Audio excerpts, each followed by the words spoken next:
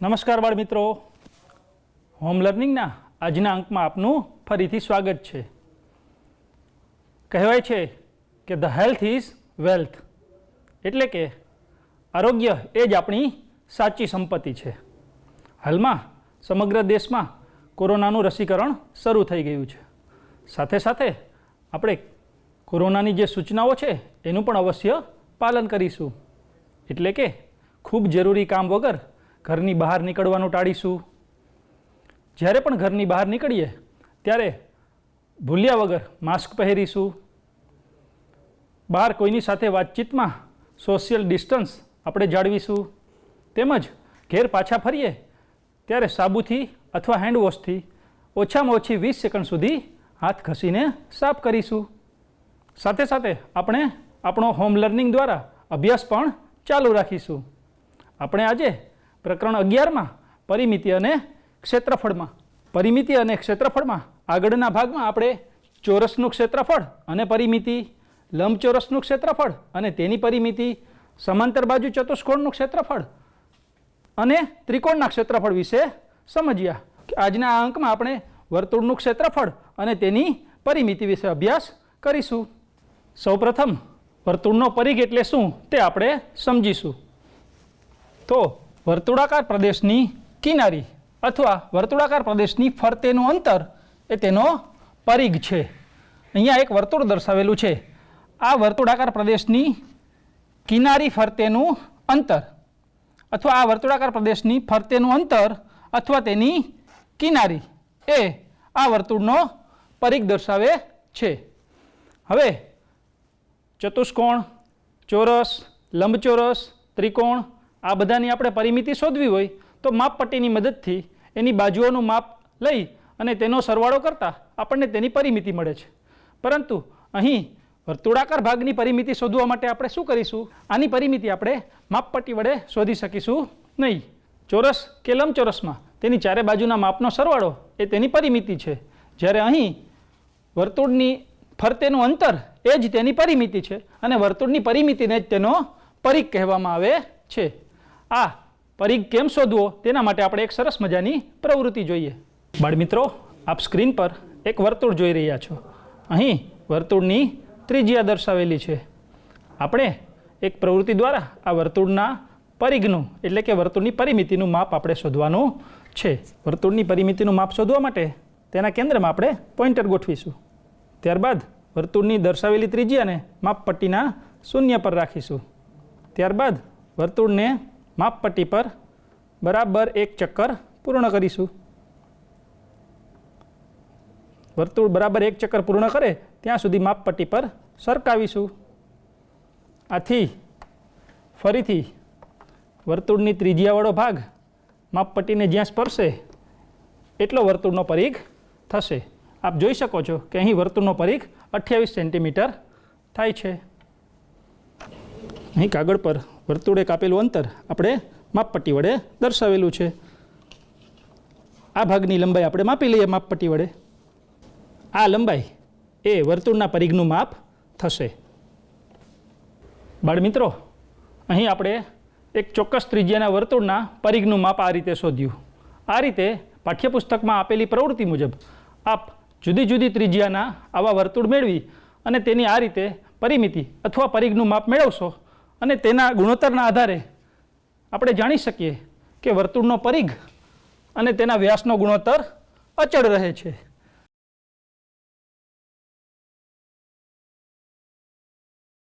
કોઈ પણ ચોરસ અથવા લંબચોરસ આકારની પરિમિતિ શોધવા માટે આપણને ખ્યાલ છે કે આપણે તેની બધી જ બાજુઓનું માપ લઈએ છીએ।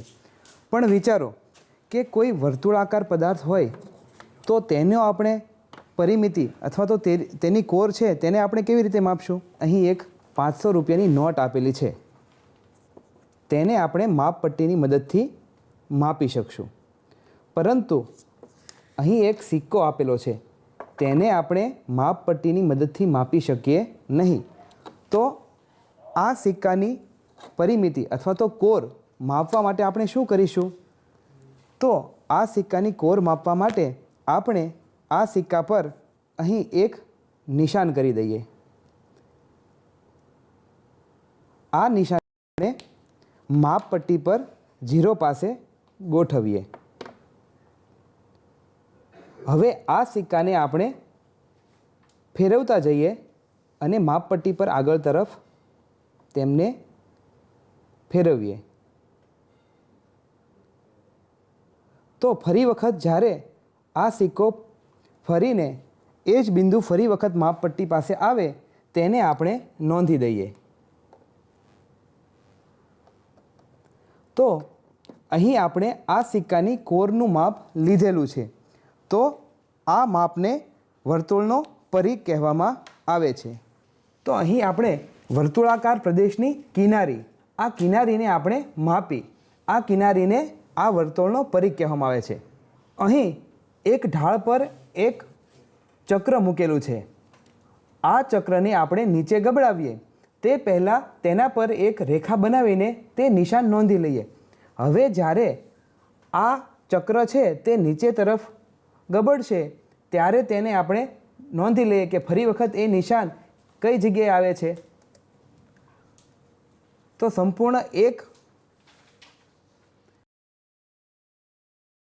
સંપૂર્ણ એક આંટો ફરીને જે જગ્યા પર ચક્ર આવે છે તેને આપણે નોંધી લઈએ. તો આ ચક્રએ જેટલું અંતર કાપ્યું છે એક ચક્ર પૂર્ણ કરવા માટે, આ અંતરને તેનો પરિઘ કહેવામાં આવે છે.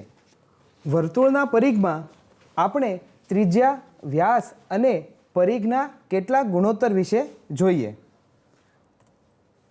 અહીં એક વર્તુળ આપણે લીધું હોય કે જેની ત્રિજ્યા 3.5 સેન્ટીમીટર હોય, વ્યાસ 7 સેન્ટીમીટર હોય અને તેનો પરિઘ 22 સેન્ટીમીટર હોય, તો પરિઘ અને વ્યાસનો ગુણોત્તર 22/7 બરાબર એટલે કે 3.14 થશે.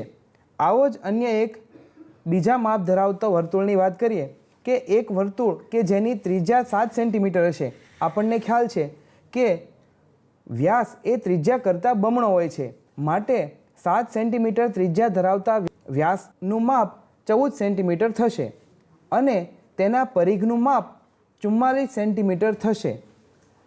આમ પરિઘ અને વ્યાસનો ગુણોત્તર લઈએ તો થશે 44/14 બરાબર 3.14. અન્ય એક વર્તુળની વાત કરીએ. અહીં ત્રિજ્યા 10.5 સેન્ટીમીટર આપી છે, વ્યાસ 21 સેન્ટીમીટર આપેલો છે અને તેનો પરિઘ 66 સેન્ટીમીટર આપેલો છે. હવે પરિઘ અને વ્યાસનો ગુણોત્તર જોઈએ તો 66/21 તેનું સાદુરૂપ આપીએ તો જવાબ આવે છે 3.14. અન્ય એક વર્તુળની આપણે વાત કરીએ કે જેની ત્રિજ્યા 21 સેન્ટીમીટર છે, તેથી તેનો વ્યાસ 42 સેન્ટીમીટર થશે, પરિઘ 132 સેન્ટીમીટર છે. તો અહીં પરિઘ અને વ્યાસનો ગુણોત્તર 132/42 થશે. અહીં સાદુરૂપ આપતા તેનો જવાબ 3.14 મળે છે. અહીં આપણને 4 પરિણામ મળેલા છે. આ ચારેય પરિણામ અને કોષ્ટક પરથી અનુમાન કરી શકાય કે વર્તુળનો પરિઘ હંમેશા તેના વ્યાસના 3 ગણા કરતાં વધુ હોય છે. અહીં ઉપર આપણે જોયું કે 4 અલગ અલગ વર્તુળો લીધા, તેમાં આપણે વ્યાસ અને પરિઘનો ગુણોત્તર લીધો તો તેનો સાદુરૂપ આપતા જવાબ 3.14 જેટલો મળે છે. આ પરિઘ અને વ્યાસનો ગુણોત્તર 22/7 અથવા 3.14 કે જે અચળ છે. આ અચળ પરિણામ મળ્યું છે તેને આપણે પાઈ વડે દર્શાવીએ છીએ. આમ પાઈ બરાબર c/d, જ્યાં c એટલે પરિઘ અને d એટલે તેનો વ્યાસ છે. આપણે અગાઉ જોયું તેમ પાઈ બરાબર c/d. અહીં c એટલે પરિઘ અને d એટલે વ્યાસ છે. તેથી આપણે એવું કહી શકીએ કે વર્તુળનો પરિઘ c બરાબર પાઈ ગુણ્યા d. આપણે જાણીએ છીએ કે d એટલે કે વ્યાસ બરાબર 2 ગુણ્યા ત્રિજ્યા. તેથી આપણે એવું કહી શકીએ કે c બરાબર પાઈ ગુણ્યા 2 ગુણ્યા r. આમ વર્તુળનો પરિઘ બરાબર 2πr થશે. જો પરિઘને આપણે અને વ્યાસને d કહીએ તો પરિઘ અને વ્યાસનો ગુણોત્તર અચળ એટલે કે આપણને પાઈ જેટલો મળે છે. આ પરથી વર્તુળનો પરિઘ બરાબર પાઈ ગુણ્યા તેનો વ્યાસ, આ સૂત્ર આપણને મળે છે. એટલે કે વર્તુળનો પરિઘ સી બરાબર પાઈ ગુણ્યા ડી.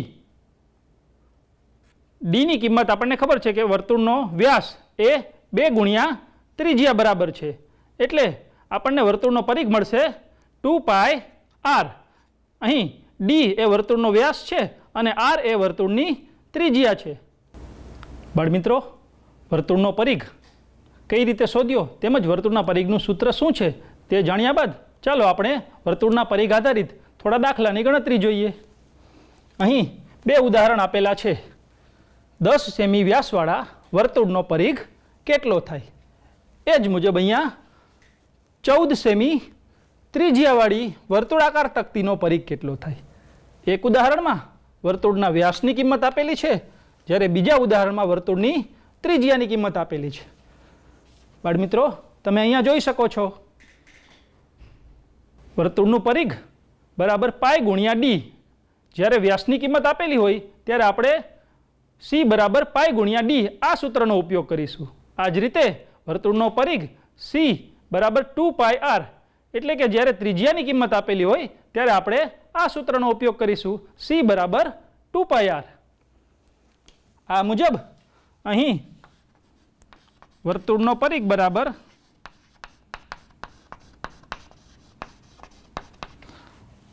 અહીં વર્તુળનો વ્યાસ આપેલો છે, માટે આપણે વર્તુળનો પરિઘ બરાબર પાઈ ગુણ્યા ડી એટલે કે વર્તુળનો વ્યાસ આ સૂત્રનો ઉપયોગ કરીશું. પાઈની કિંમત 3.14 અને વર્તુળનો વ્યાસ ડીની કિંમત છે 10 સેન્ટીમીટર. આ બંનેનો ગુણાકાર કરીએ તો આપણને 31.4 સેન્ટીમીટર મળે છે જવાબ. માટે આપણે કહી શકીએ કે વર્તુળનો પરિઘ 31.4 સેન્ટીમીટર થશે. આ મુજબ અહીં બીજા ઉદાહરણમાં જોઈએ. અહીં વર્તુળની ત્રિજ્યા આપેલી છે, તો વર્તુળનો પરિઘ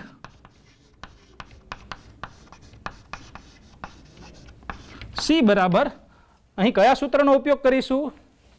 સરસ, 2 પાઈ આર આ સૂત્રનો ઉપયોગ કરીશું. પાઈની કિંમત ફરીથી અહીંયા 22/7 લઈશું. વર્તુળની ત્રિજ્યાની કિંમત 14 સેન્ટીમીટર આપેલી છે.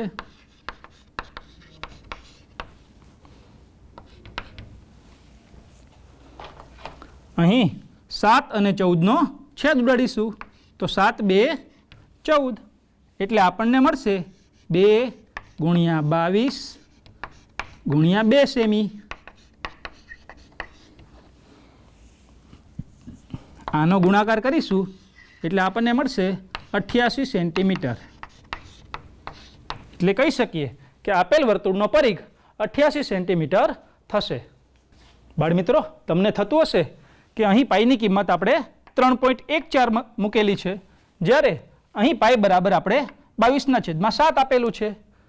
તો આપણે એ સ્પષ્ટ કરીશું કે જ્યારે પાઈની કિંમત રકમની અંદર તમને 3.14 લેવાનું દર્શાવેલું હોય ત્યારે આપણે પાઈની જગ્યાએ 3.14 મૂકીશું, અને રકમમાં પાઈની કિંમત વિશે કોઈ સ્પષ્ટતા ન કરેલી હોય ત્યારે આપણે પાઈની કિંમત 22/7 લઈશું.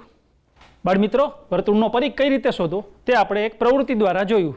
આ જ રીતે વર્તુળનું ક્ષેત્રફળ એનું સૂત્ર શું છે એ પણ આપણે એક પ્રવૃત્તિ દ્વારા જાણીએ. બાળમિત્રો, આપ ટીવીની સ્ક્રીન પર એક વર્તુળ જોઈ રહ્યા છો. અહીં વર્તુળને મેં 2 જુદા જુદા રંગમાં વિભાજિત કરેલું છે. આ બંને રંગને ફરીથી આપણે આ રીતે 8 ચોક્કસ ભાગમાં વિભાજિત કરીશું. ત્યારબાદ એ દરેક ભાગને કાતરની મદદથી આપણે અલગ કરી લઈશું.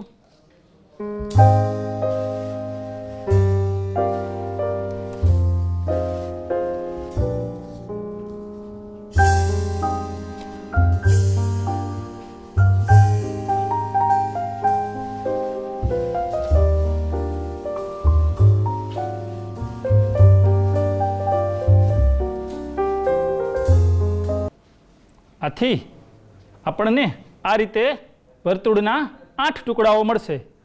આ 8 ટુકડાઓને આપણે એક પછી એક આ રીતે ગોઠવીશું.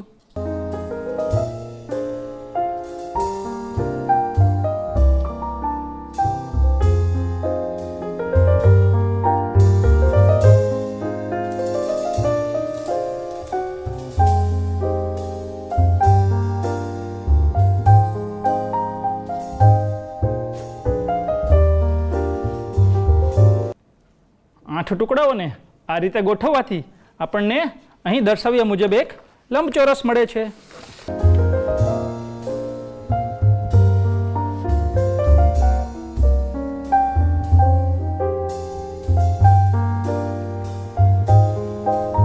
અહીં આપણે જોઈ શકીએ છીએ કે આ લંબચોરસની લંબાઈ એ વર્તુળનો અર્ધ પરિઘ થશે, કારણ કે આપણે વર્તુળાકાર ભાગના 8 ટુકડા કરેલા છે, જેમાંથી 4 ટુકડા આ તરફ ગોઠવેલા છે અને 4 ટુકડા સામેની તરફ ગોઠવેલા છે.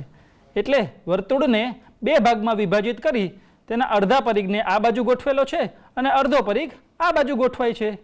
એટલે લંબચોરસની લંબાઈ એ વર્તુળના અર્ધ પરિઘ બરાબર થશે.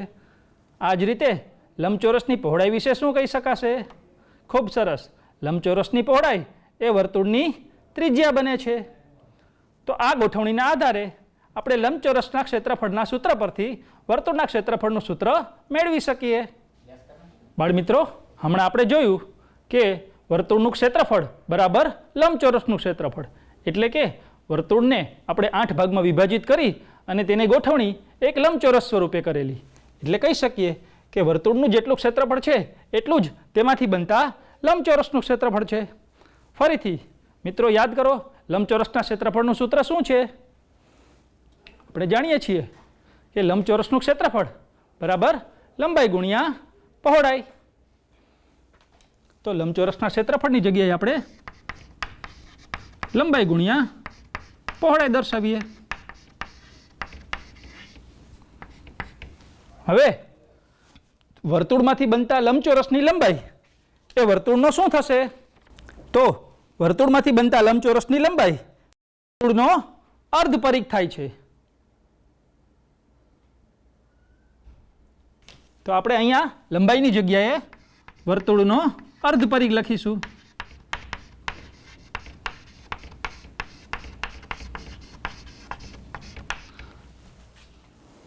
ફરીથી વર્તુળમાંથી આપણે જે લંબચોરસ બનાવેલો છે એ લંબચોરસની પહોળાઈ એટલે વર્તુળની ત્રિજ્યા બને છે.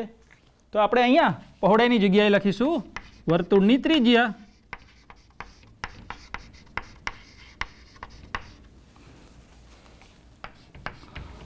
બાળમિત્રો, આપણે વર્તુળના પરિઘનું સૂત્ર જાણીએ છીએ. અહીંયા અર્ધ પરિઘ લેવાનો છે, એટલે સૌ પ્રથમ આપણે 1/2 વડે ગુણીશું. ત્યારબાદ વર્તુળના પરિઘનું સૂત્ર શું છે? ફરીથી વર્તુળનો પરિઘ બરાબર 2πr અથવા વર્તુળનો પરિઘ બરાબર પાઈ ગુણ્યા ડી, જ્યાં ડી ની કિંમત 2r મૂકીએ એટલે વર્તુળનો પરિઘ આપણને મળશે 2πr. તો અહીંયા વર્તુળના પરિઘની જગ્યાએ આપણે લખીશું 2πr એને ગુણ્યા વર્તુળની ત્રિજ્યા. વર્તુળની ત્રિજ્યા આપણે r લીધેલી છે.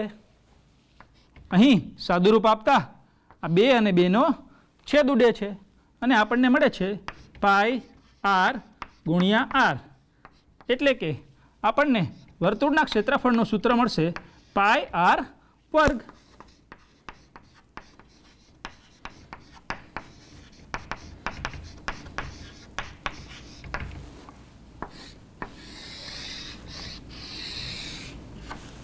બાળમિત્રો, વર્તુળનું ક્ષેત્રફળ આપણે શોધ્યું. હવે આ વર્તુળના ક્ષેત્રફળ આધારિત દાખલાની ગણતરી જોઈએ. એક વર્તુળાકાર ભાગનો વ્યાસ 9.8 મીટર આપેલો છે અને આપણે તેનું ક્ષેત્રફળ શોધવાનું છે. અહીં વર્તુળનો વ્યાસ 9.8 મીટર આપેલો છે અને આપણે વર્તુળનું ક્ષેત્રફળ શોધવાનું છે. મિત્રો, ફરીથી વર્તુળના ક્ષેત્રફળનું સૂત્ર શું છે? તો વર્તુળનું ક્ષેત્રફળ બરાબર πr નો વર્ગ આપણે જાણીએ છીએ, પરંતુ અહીં આપણને વર્તુળની ત્રિજ્યાની કિંમત આપેલી નથી, પરંતુ વર્તુળના વ્યાસની કિંમત આપેલી છે. આપણે સૌ પ્રથમ વર્તુળના વ્યાસ પરથી તેની ત્રિજ્યાની ગણતરી કરીશું, ત્યારબાદ વર્તુળના ક્ષેત્રફળમાં આ ત્રિજ્યાની કિંમત મૂકી અને ક્ષેત્રફળની ગણતરી કરીશું.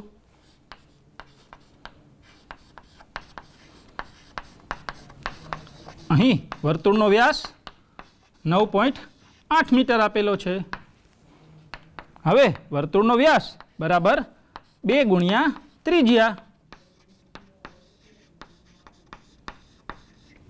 તેથી વર્તુળની ત્રિજ્યા r બરાબર 9.8 મીટર છેદમાં 2, જેથી આપણને ત્રિજ્યાનું માપ મળશે 4.9 મીટર.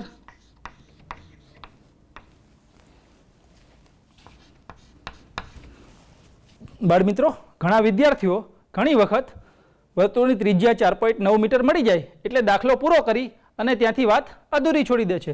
પરંતુ આપણે અહીં વર્તુળનું ક્ષેત્રફળ શોધવાનું છે. તેથી વર્તુળના ક્ષેત્રફળનું સૂત્ર લખીશું.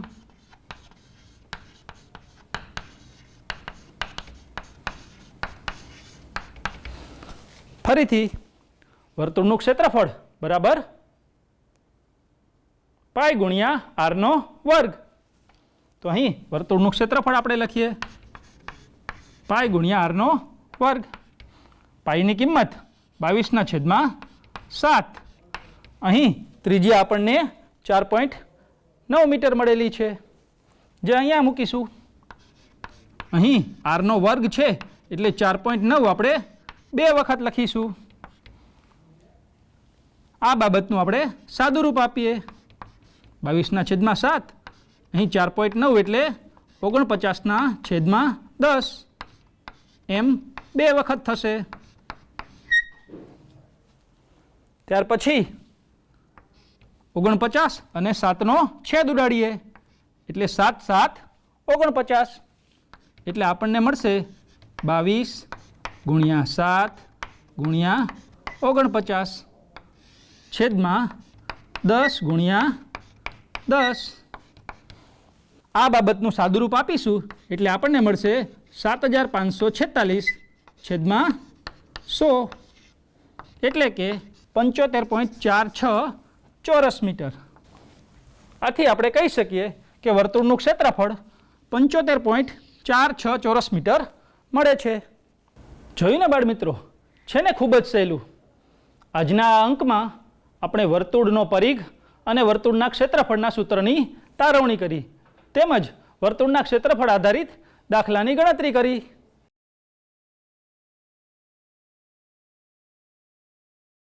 અગાઉ આપણે માપનના વિવિધ એકમો વિશે શીખી ગયા. આપણને ખ્યાલ છે કે 1 સેન્ટીમીટર બરાબર 10 મિલીમીટર થાય છે. તો 1 સેન્ટીમીટર વર્ગ બરાબર કેટલા મિલીમીટર વર્ગ થશે? તો આ માટે આપણે 1 સેન્ટીમીટર બાજુવાળો એક ચોરસ લઈએ, જેનું માપ 1 સેન્ટીમીટર બાય 1 સેન્ટીમીટર થશે.